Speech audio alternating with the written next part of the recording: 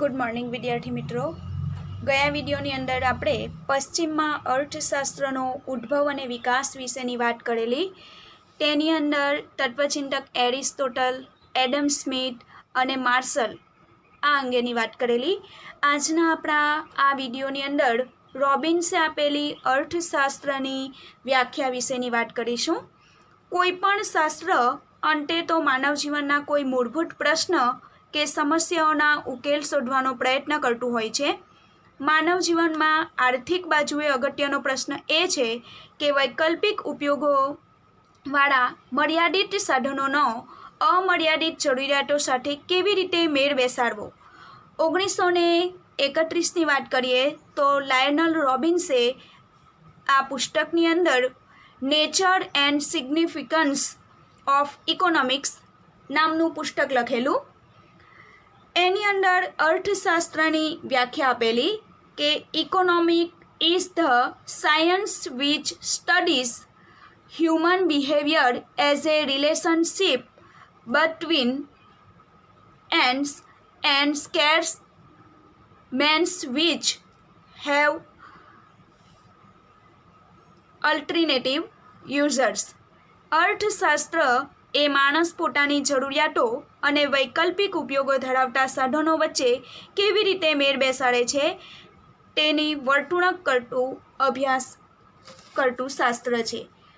हवे वात करीए, आपणे एने समजवानी वात करीशुं तो एम कही शकाय के प्रोफेसर लायनल रॉबिन्से पोताना विचारो अर्थशास्त्रनी अंदर रजू कर्या। लायनल रॉबिन्से 1931 ની વાત કરીએ તો 1931 ની અંદર એક પુસ્તક લખ્યું। આ જે પુસ્તક લખ્યું એનું નામ હતું નેચર એન્ડ સિગ્નિફિકન્સ ઇકોનોમિક્સ। એટલે લાયનલ રॉबिन्से સમાજની અંદર વાસ્તવિકતાની વાત કરી। એમના કહેવા મુજબ અમર્યાદિત જરૂરિયાતો પૂરી કરવાના એટલે એમ કહી શકાય કે માનવીની જે જરૂરિયાતો છે એ જરૂરિયાતો કેવી છે? અમર્યાદિત જરૂરિયાતો છે। આ જે અમર્યાદિત જરૂરિયાતો છે એ જરૂરિયાતો વારંવાર ઉદ્ભવે છે। આનાથી વિરુદ્ધ આ જરૂરિયાતોને સંતોષવાના સાધનો કેવા છે? મર્યાદિત છે। એટલે માનવીની જે જરૂરિયાતો છે એ જરૂરિયાતો કેવી છે? अमर्यादित है, परंतु एने अर्थशास्त्रनी अंदर संतोषवाना जे साधनों छे ए साधनों केवा छे? खूब ज मर्यादित है।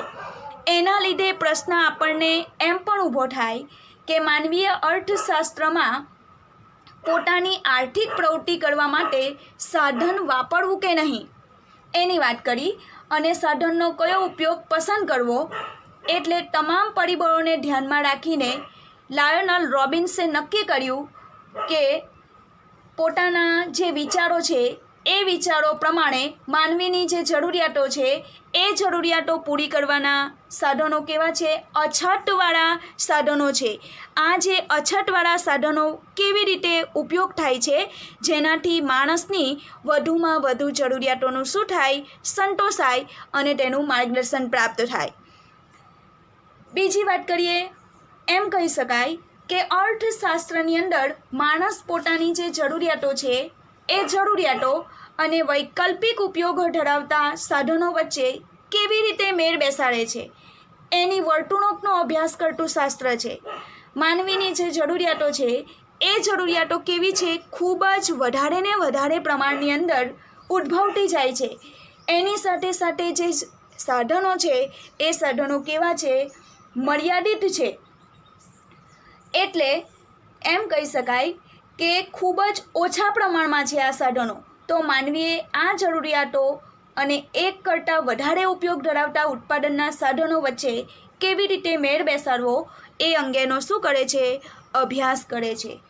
प्रोफेसर लायनल रॉबिन्से अर्थशास्त्रने केवुं कह्युं छे? वास्तवलक्षी विज्ञान तरीके पण एमणे रजू कर्युं छे। एटले मानवीनी आर्थिक वर्तुणुकनो अभ्यास करतुं शास्त्र छे। रॉबिन्स माने छे कि अर्थशास्त्र शुं छे तेनो अभ्यास करे छे, शुं होवुं जोईए तेवी नैतिक बाबतोनो अभ्यास करतुं नथी। आ अर्थतंत्रमां ते वास्तवलक्षी शास्त्र छे एटले के आदर्शवादी शास्त्र नथी। બીજું જોઈએ સેમ્યુઅલ્સનની વાત કરીએ તો સેમ્યુઅલ્સને અર્થશાસ્ત્રની અંદર આપેલી વ્યાખ્યાની વાત કરીએ તો એમ કહી શકાય કે economics is the study of how society users scarcers resource to produce valuable commodities and distributed them among different people. એટલે સમાજ કેવી રીતે પોતાના અછતવાળા સાધનો દ્વારા અગત્યની જરૂરિયાતોનું ઉત્પાદન કરે છે અને જુદા જુદા લોકો વચ્ચે વહેંચે છે તેનો અર્થશાસ્ત્ર અભ્યાસ કરે છે. 1947 એટલે કે સેમ્યુઅલ્સન સમાજની પસંદગી અને વહેંચણીના મુદ્દાને અર્થશાસ્ત્રના અભ્યાસ ક્ષેત્રની અંદર મહત્ત્વનું સ્થાન આપ્યું છે. એમ કહી શકાય કે સેમ્યુઅલ્સને 1947ની અંદર પોતાના જે વિચારો હતા એ વિચારો એમણે રજૂ કર્યા. સેમ્યુઅલ્સને અર્થશાસ્ત્રની અંદર સમાજની અંદર ઉત્પાદનના સાધનોની વહેંચણી અને ઉપયોગની પસંદગી કેવી રીતે કરવી અને એના ઉપર એટલે કે કેવી રીતે ઉપયોગની પસંદગી કરવી એના ઉપર એમણે ખૂબ જ ભાર મૂક્યો. સેમ્યુઅલ્સનના મતે સમાજ કેવી રીતે પોતાના જે અછતવાળા જે સાધનો છે એ સાધનો દ્વારા અગત્યની જરૂરિયાતોનું ઉત્પાદન કરે છે અને જુદા જુદા લોકો વચ્ચે શું કરે છે એને વહેંચે છે, એનો અભ્યાસ કરે છે. સાદી ભાષાની અંદર જો આપણે એમ કહી શકીએ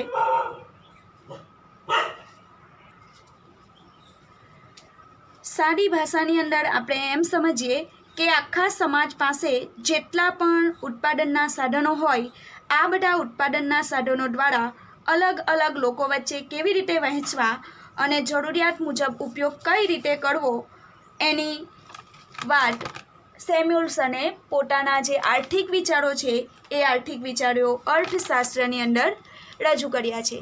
આ જે 5 અર્થશાસ્ત્રીઓ છે એ 5 અર્થશાસ્ત્રીઓએ પશ્ચિમની અંદર પોતાના જે વિચારો હતા એ વિચારો રજૂ કરેલા. Aristotle, Alfred marshal, Lionel Robbins અને સેમ્યુઅલ્સન, એડમ સ્મિથ આ અર્થશાસ્ત્રીઓએ અર્થશાસ્ત્રમાં પોતાના જે વિચારો હતા એ વિચારો રજૂ કર્યા. એના આધારે અર્થશાસ્ત્રમાં ઘણા બધા સ્વતંત્ર અભ્યાસો શરૂ થયા અને એના આધારે અર્થશાસ્ત્રમાં ઘણા બધા નિયમો અને સિદ્ધાંતોની રજૂઆત થઈ, જેના આધારે આપણી જે રોજબરોજની જે પ્રવૃત્તિઓ છે એને આપણે આર્થિક પ્રવૃત્તિઓ છે એને સરળતાથી આપણે શું કરી શકીએ, સમજી શકીએ. ચાલો હવે જોઈએ આપણે આર્થિક પ્રવૃત્તિ અને બિનઆર્થિક પ્રવૃત્તિ. Economics activity and non economics activity. આર્થિક પ્રવૃત્તિ અને બિનઆર્થિક પ્રવૃત્તિ આપણે આ બંનેને એક તફાવતના સ્વરૂપની અંદર જોઈશું. કેમ? એનું કારણ શું? કારણ કે એક્ઝામની અંદર આપણને આ તફાવતના સ્વરૂપની અંદર પૂછાઈ શકે છે. તો ચાલો જોઈએ આર્થિક પ્રવૃત્તિ કોને કહી શકાય. તો આર્થિક પ્રવૃત્તિ એટલે એમ કહી શકાય કે માણસ સતત કેવો છે, પ્રવૃત્તિશીલ છે. તે દિવસ દરમિયાન અનેક પ્રવૃત્તિઓ કરે છે. કેવી કેવી પ્રવૃત્તિઓ કરે? એક તો મંદિરે દર્શન કરવા જાય, બીજું મિત્રોને મળે, ત્રીજું દુકાને બેસે, રાજકીય ચર્ચાઓ કરે, ટીવી અથવા તો ફિલ્મ જુએ વગેરે. અર્થશાસ્ત્ર માણસની બધી જ પ્રવૃત્તિઓનો અભ્યાસ નથી કરતું, પરંતુ આર્થિક પ્રવૃત્તિઓનો જ અભ્યાસ કરે છે. માટે અર્થશાસ્ત્રના અભ્યાસની શરૂઆતમાં આર્થિક પ્રવૃત્તિઓનો અર્થ સમજવો જરૂરી છે. કોને કહી શકીએ આપણે આર્થિક પ્રવૃત્તિ અથવા તો આર્થિક પ્રવૃત્તિ કોને કહેવાય? તો આર્થિક પ્રવૃત્તિ એટલે શું? આવક, ખર્ચ અને વિનિમય. એટલે આવક, ખર્ચ અથવા તો વિનિમય આના દ્વારા થતી જે આના હેતુથી થતી જે પ્રવૃત્તિ હોય એને આપણે અર્થશાસ્ત્રની અંદર આર્થિક પ્રવૃત્તિના નામથી ઓળખી શકીએ. અથવા તો શોર્ટની અંદર આપણે એમ પણ કહી શકીએ કે નાણાંના હેતુથી કરવામાં આવતી પ્રવૃત્તિ એને આપણે આર્થિક પ્રવૃત્તિના નામથી પણ ઓળખી શકીએ. એટલે આમાં વાત કરી છે કે માણસ પોતાની જરૂરિયાતો સંતોષવાના હેતુસર વસ્તુ અને સેવાઓનો વિનિમય માટે આવક મેળવવાની કે ખર્ચ કરવાની જે પ્રવૃત્તિ કરે છે એને આપણે આર્થિક પ્રવૃત્તિ કહી શકીએ. આર્થિક પ્રવૃત્તિમાં 3 બાબત મહત્ત્વની છે. કઈ કઈ? એક તો આવક, બીજું ખર્ચ અને ત્રીજું વિનિમય. આવક, ખર્ચ અને વિનિમય એટલે આર્થિક વિનિમયો માટે આવક પ્રાપ્તિ કે ખર્ચ કરવાની પ્રવૃત્તિ એને આપણે આર્થિક પ્રવૃત્તિ કહી શકીએ. ટૂંકમાં જરૂરિયાતોના સંતોષ માટે વસ્તુઓ કે સેવાઓ મેળવવામાં આવે આવી જે પ્રવૃત્તિ, ખર્ચ કરવામાં આવે, આવક મેળવવામાં આવે આવી જે પ્રવૃત્તિ એને આપણે આર્થિક પ્રવૃત્તિના નામથી ઓળખી શકીએ. એટલે બીજો મુદ્દો શું લખીશું? પહેલો મુદ્દો એ કે આર્થિક પ્રવૃત્તિ કોને કહેવાય? તો આવક, ખર્ચ કે વિનિમયના હેતુથી થતી કોઈ પણ જે પ્રવૃત્તિ છે એને આપણે આર્થિક પ્રવૃત્તિ કહેવાય. એની સરખામણીમાં બિન આર્થિક પ્રવૃત્તિની વાત કરીએ તો શું હોય?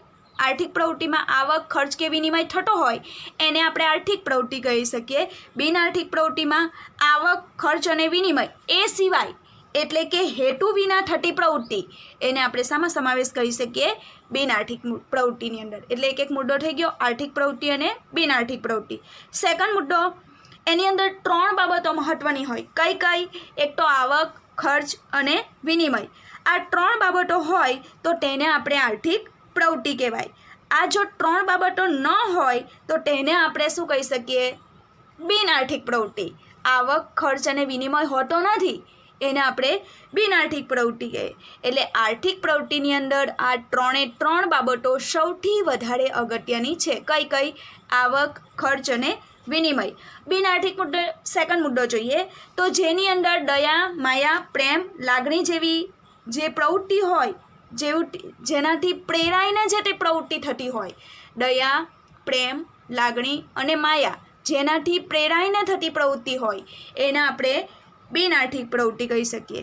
ચાલો હવે જોઈએ આપણે આર્થિક પ્રવૃત્તિનું એક્ઝામ્પલ. હોટલમાં જઈને જમવું. પહેલું જોઈએ હોટલમાં જઈને જમવું. કેમ? એનું કારણ શું? કેમ એને આપણે આર્થિક પ્રવૃત્તિ કહી શકીએ? કારણ કે હોટલમાં જઈને જ્યારે જમીએ છીએ એટલે આપણે શું કરીએ છીએ? વપરાશ કરીએ છીએ. શાનો? નાણાંનો વપરાશ કરીએ છીએ. એટલે બદલાની અંદર આપણે નાણાં ચૂકવવાના છે, એટલે ખર્ચ કરવાના છે. ખોરાક જે છે એ ખોરાકનો વિનિમય થવાનો છે. કેમ? હોટલવાળા વ્યક્તિ પાસેથી આપણે ખોરાક લઈએ છીએ એના બદલાની અંદર આપણે શું કરીએ છીએ? એને નાણાં ચૂકવીએ છીએ. એટલે હોટલનો જે માલિક છે એ માલિકને શું થાય છે? આવક પ્રાપ્ત થાય છે. એટલે આવક મળવાની જે પ્રવૃત્તિ છે એટલે એની અંદર આવક, ખર્ચ અને વિનિમય આ 3 બાબતો આ પ્રવૃત્તિની અંદર સમાયેલી છે. એટલે આપણે એને આર્થિક પ્રવૃત્તિના નામથી ઓળખી શકીએ. બીજું, થિયેટરમાં જઈને ફિલ્મ જોવી. એટલે શું કરીએ છીએ? ખર્ચ કરીએ છીએ. એના બદલાની અંદર એમાંથી શું પ્રાપ્ત થાય છે? મનોરંજન પ્રાપ્ત થાય છે. એટલે થિયેટરમાં જઈને આપણે મૂવી તો જોઈએ છીએ, એના બદલાની અંદર આપણે મનોરંજન મળ્યું, મનોરંજન આપણને પ્રાપ્ત થયું, એના બદલાની અંદર આપણે નાણાં ચૂકવ્યા, એને પણ આપણે આર્થિક પ્રવૃત્તિની અંદર સમાવેશ કરી શકીએ.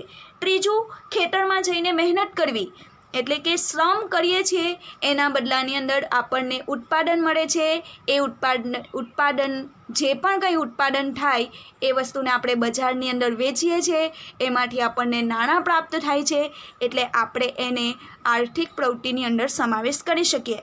અને ચોથું, શાળામાં બાળકોને ભણાવીને પગાર મેળવવો. એટલે સેવા આપીને આવક મેળવવી. જે શિક્ષક છે એ શિક્ષક શું કરે છે? બાળકને ભણાવે છે, એના અનુસંધાનમાં એ શાળા પાસેથી પગાર લે છે. એટલે એને પણ આપણે આર્થિક પ્રવૃત્તિની અંદર સમાવેશ કરી શકીએ. બીજું એક એક્ઝામ્પલ જોઈએ તો વકીલ પોતાના અસીલ એટલે કે અદાલતમાં કેસ લડે અને પોતાના ગ્રાહક પાસેથી ફી વસૂલ કરે છે, એને પણ આપણે આર્થિક પ્રવૃત્તિની અંદર સમાવેશ કરી શકીએ. બીજું, આયા બાળકનો ઉછેર કરે છે, આયાને પણ શું મળે છે? એમાંથી પગાર મળે છે. એટલે એને પણ આપણે આર્થિક પ્રવૃત્તિની અંદર સમાવેશ કરી શકીએ. હવે જોઈએ આપણે બિન આર્થિક પ્રવૃત્તિ, એની વાત કરીએ તો શું કહી શકાય? ઉદાહરણ જોઈએ તો શિક્ષક પોતાના બાળકને ભણાવે છે, પોતાના જ બાળકને ભણાવવું એટલે એમાંથી એને કોઈ પણ પ્રકારનું વળતર પ્રાપ્ત થતું નથી. દયા, લાગણી અને પ્રેમ આ વસ્તુઓનો સમાવેશ થાય છે. એટલે આપણે એને બિન આર્થિક પ્રવૃત્તિ, એમાંથી એને નાણાં પ્રાપ્ત થતા નથી. શિક્ષક પોતાના જ બાળકને ભણાવે છે, શાળામાં ભણાવતો નથી, પોતાના બાળકને ભણાવે છે, એટલા માટે આપણે એને બિન આર્થિક પ્રવૃત્તિના નામથી ઓળખી શકીએ. બીજું, ડૉક્ટર કોઈ ગરીબ દર્દીને મફતમાં સારવાર કરે છે, સેવા આપે છે, એમાંથી પણ એ પોતાની ફી વસૂલતો નથી, સેવા આપે છે, એટલે એને પણ આપણે બિન આર્થિક પ્રવૃત્તિની અંદર સમાવેશ કરી શકીએ. માતા પોતાના જ બાળકનો ઉછેર કરે, એમાં પણ દયા, લાગણી, પ્રેમ અને માયા સંકળાયેલી છે, એમાંથી એને કોઈ પણ પ્રકારનું માતાને વેતન પ્રાપ્ત થતું નથી, એને પણ આપણે શામાં સમાવેશ કરીએ? બિન આર્થિક પ્રવૃત્તિની અંદર. અને મંદિરમાં જઈને દાન કરવું એ પણ આપણે બિન આર્થિક પ્રવૃત્તિની અંદર સમાવેશ કરી શકીએ. એટલે એમ કહી શકાય કે આવા ઘણા બધા જે ઉદાહરણો છે, એટલે એવી પ્રવૃત્તિ કે જેને બદલામાં કશુંક મેળવવાની ભાવના હોય, એટલે કશુંક મેળવવો, નફો કમાવવાની ભાવના હોય, નાણાં પ્રાપ્ત થતા હોય, એને આપણે આર્થિક પ્રવૃત્તિની અંદર સમાવેશ કરી શકીએ. મોટા ભાગે આપણે આર્થિક પ્રવૃત્તિમાં વધારે ફોકસ કરવાનો છે. કેમ? કારણ શું? કારણ કે દેશનું જે અર્થતંત્ર છે, એ દેશના અર્થતંત્રની અંદર ઘણા બધા ક્ષેત્રો એવા છે. કયા કયા ક્ષેત્રો? એક તો કૃષિ ક્ષેત્ર, ઉદ્યોગ ક્ષેત્ર, સેવા ક્ષેત્ર, આમાંથી ઘણી બધી રોજગારી અંગેનું સર્જન થાય છે. માટે આ પ્રવૃત્તિ વધારે અગત્યની છે. કેમ? કારણ કે એની અંદર ઘણા બધા વ્યક્તિઓ રોકાયેલા છે, એમાંથી એ લોકોને આવક પ્રાપ્ત થાય છે, એટલે આપણે એનો સમાવેશ આર્થિક પ્રવૃત્તિની અંદર કરીશું. ખ્યાલ આવી ગયો વિદ્યાર્થી મિત્રો? કોને કહી શકાય આર્થિક પ્રવૃત્તિ, કોને કહી શકાય બિન આર્થિક પ્રવૃત્તિ?